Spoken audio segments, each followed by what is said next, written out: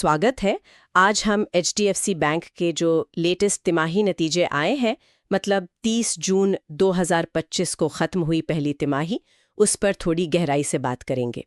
हमारे पास एक detailed analysis report है, तो कोशिश रहेगी कि इसमें से ख़ास बातें निकालें, क्या अच्छा रहा, कहाँ थोड़ी चिंता है और आगे क्या हो सकता है। बिल्कुल। तो चलिए शुरू करते हैं।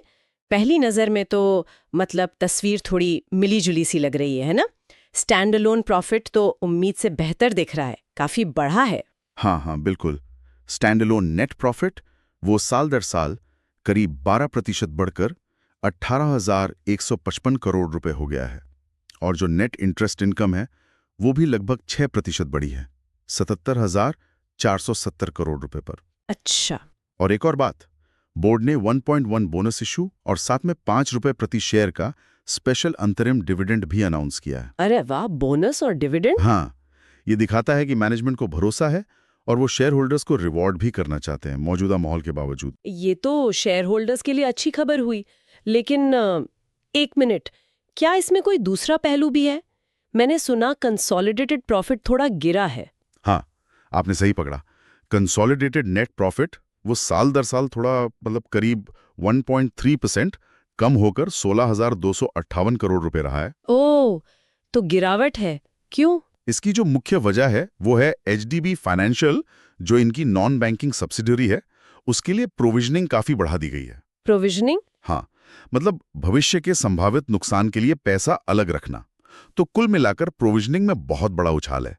पिछले साल इसी तिमाही में 2,602 करोड़ था और इस बार ये बढ़कर 14,442 करोड़ हो गया है।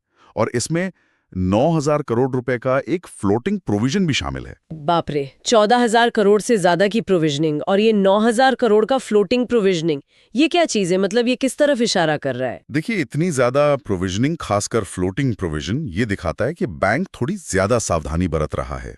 हो सकता है ये मर्जर के बाद कुछ अनिश्चितताओं को लेकर हो, या शायद कुछ नए क्रेडिट सेगमेंट जैसे असुरक्षित लोन में संभावित जोखिमों को भांपकर तैयारी कर रहे हों। और मैं देख रही हूँ कि नेट इंटरेस्ट मार्जिन यानी निम, उस पर भी कुछ असर पड़ा है। हाँ, निम पर भी दबाव है। वो साल दर साल 3.46% से थोड़ा कम होकर 3.35% रह गया है। अच्छा। लेकिन ये सिर्फ HDFC की बात नहीं है, ये एक तरह से इंडस्ट्री वाइड ट्रेंड है। डिपॉजिट की कॉस्ट बढ़ रही है, लोन पर कंपटीशन है। हाँ, ये तो सुन रहे हैं। और हाँ, ब्याज दरें घटने की जो उम्मीदें हैं वो भी शायद इसमें एक भूमिका निभा रही हैं। एक और चीज नोट करने वाली है, लोन ग्रोथ तिमाही दर तिमाही सिर्फ 0.4% के आसपास रही है। सिर्फ 0.4%? हाँ, जबकि डिपॉजिट ग्रोथ लगभग 1.8% रही, तो लोन की रफ्तार डिपॉजिट से कम है। तो अगर मैं ऐसे ठीक समझ रही हूँ, बैंकों पर मार्जिन का दबाव है क्योंकि पैसा महंगा हो रहा है, लोन धीमी गति से बढ़ रहे हैं डिपॉजिट की तुलना में, और वो संभावित बैड लोन्स के लिए ज्यादा पैसा अलग रख रहे हैं, खासकर अपनी NBFC विंग में। हाँ, आपने स्थिति को काफी अच्छे से समराइज किया है। ये एक ब्रॉडर पिक्चर है और इसमें वो ग्लोबल फैक्टर्स जैसे US फेड के फैसले वगैरह, वो भी RBI की पॉलिसी और मार्केट सेंटिमेंट पर असर डालते हैं। सही है। लेकिन जैसा मैंने कहा, इन चुनौतियों के बावजूद HDFC का जो कोर स्टैंडलोन परफॉर्मेंस है और ये बोनस डिविडेंड वाले एक्शंस हैं, वो एक तरह का लचीलापन दिखाते हैं। हाँ, ये बात तो है। तो ये स्टैंड अलोन बनाम कंसोलिडेटेड वाली कहानी थोड़ी पेचीदा है। अब बैंक आगे क्या करने की सोच रहा है इस सिचुएशन से निपटने के लिए? उनके फोकस एरिया क्या होंगे? देखिए, आगे के लिए उनके पास कई चीजें होंगी फोकस करने के लिए। सबसे पहला तो है एसेट क्वालिटी को बहुत ध्यान से मैनेज करना, खासकर जो अनसिक्योर्ड लोन वाला हिस्सा है। दूसरा, नॉन इंटरेस्ट इनकम, मतलब ब्याज के अलावा दूसरी आय जैसे card fees, wealth management fees, इनको बढ़ाना। हाँ, ताकि सिर्फ ब्याज पर निर्भरता कम हो। बिल्कुल। तीसरा, लोन ग्रोथ को थोड़ा स्ट्रेटेजिकली पुश करना होगा, शायद रिटेल और SME पर ज्यादा ध्यान देकर। चौथा, कॉस्ट कंट्रोल पर फोकस रखना जरूरी है। और पांचवा, शेयर होल्डर को रिटर्न देना और कैपिटल बफर मजबूत बनाए रखने के बीच एक बैलेंस साधना होगा। ठीक है, तो कुल मिलाकर हम क्या समझें इन नतीजों से?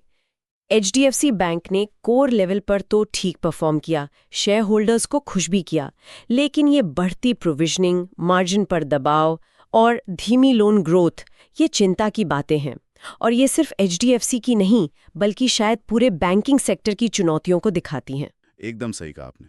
बैंक को अब एक्टिव कदम उठाने होंगे, इनकम डाइवर्सिफाई करनी होगी, लोन बुक में रिस्क मैनेज करना होगा और एफिशिएंट तरीके से ग्रोथ करनी होगी।